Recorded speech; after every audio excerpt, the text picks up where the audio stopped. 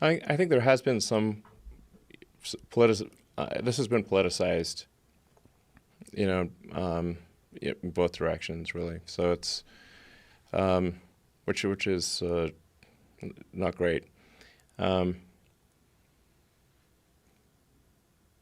Yeah, but like I said, separate and apart from that, I think there's the question of where do civil liberties fit in this picture, Yeah.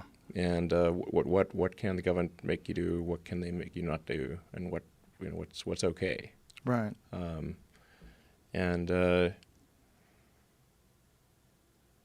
yeah, I think we went too far. Do you think it's one of those things where once we've gone in a certain direction, it's very difficult to make a correction, make an adjustment to realize okay, we thought it was one thing. It's not good, but it's not what we thought it was going to be. It's not what we feared.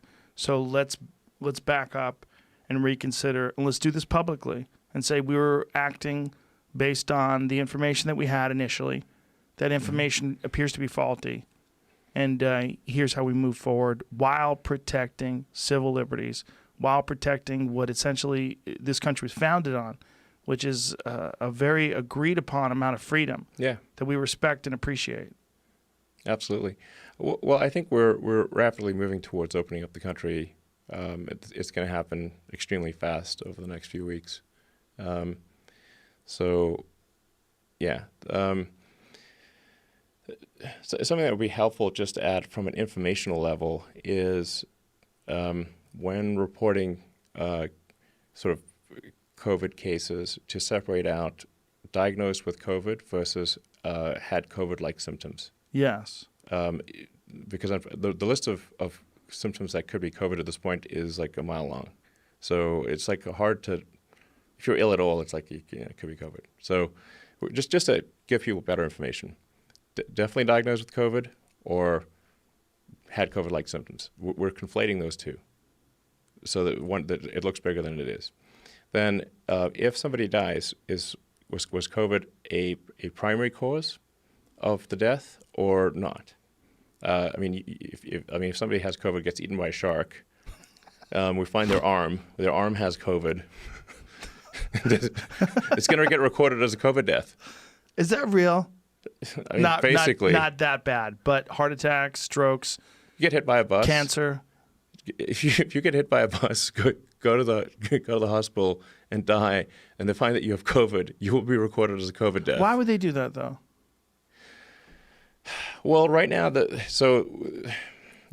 road to hell is paved with good intentions. I mean, it's mostly paved with bad intentions, but there's some good intention paving stones in there too. And the stimulus bill that was intended to help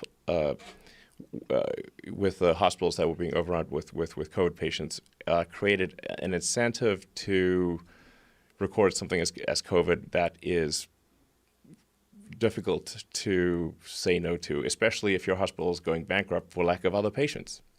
So the hospitals are in a bind right now. There's a bunch of hospitals they're furloughing doctors, as you were mentioning. If your hospital's half full, it's hard to make ends meet. So now you've got if I just check this box, I get $8,000. Put them on a ventilator for 5 minutes, I get $39,000.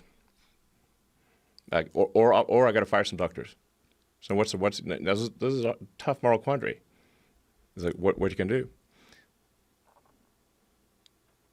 That's the situation we have. Ugh. What's the way out of this? What do you think is if you had the president's ear, or if people wanted to just listen to you openly, what do you think is the way out of this? Let's clear up the data. So, like I said, something should be recorded as COVID only if it is somebody has been tested, has received a positive COVID test, not if they simply have symptoms, one of 100 symptoms.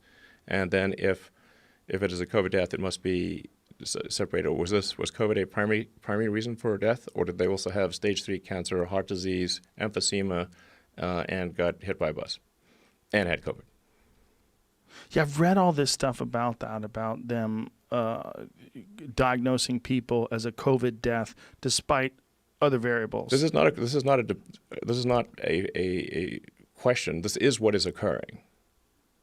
And where are you reading this from? Where are you getting this from? The public health officials have literally said this. This is not a question mark. Right. But this is unprecedented, right?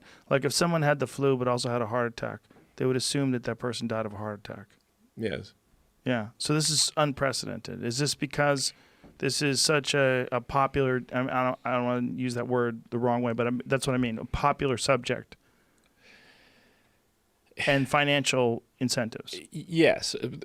And like I said, this is not some sort of a moral indictment of sort of hospital administrators. It's just they're in a tough spot here. They actually don't have enough patients to pay everyone without furloughing doctors and firing staff, and Yeah. they're potentially going bankrupt. So then they're like, okay, well, the stimulus bill says if we get all this money, if we say if it's a COVID death, I'm like, okay, they coughed before they died. In fact, they're not even diagnosed as COVID. They simply, if you had weakness, a cough, shortness of breath. Like, frankly, I'm not sure how you die without those things. Yeah. Yeah. Right. There's so many different things that you could attribute to COVID too. There's so many symptoms. There's diarrhea, headaches, dehydration, cough. Yeah. Yes, but to be clear, you don't even need to have gotten a COVID diagnosis. Right. You simply need to have had one of many symptoms, and then have died for some reason, and it's COVID.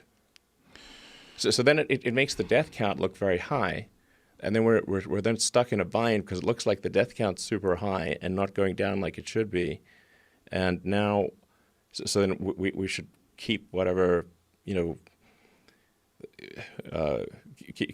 the shelter in place stuff there, and keep people in their home, confine people to their homes. So we need to break out of this. We're stuck in a loop. Yeah. And I think the way to break out of this loop is to have clarity of information.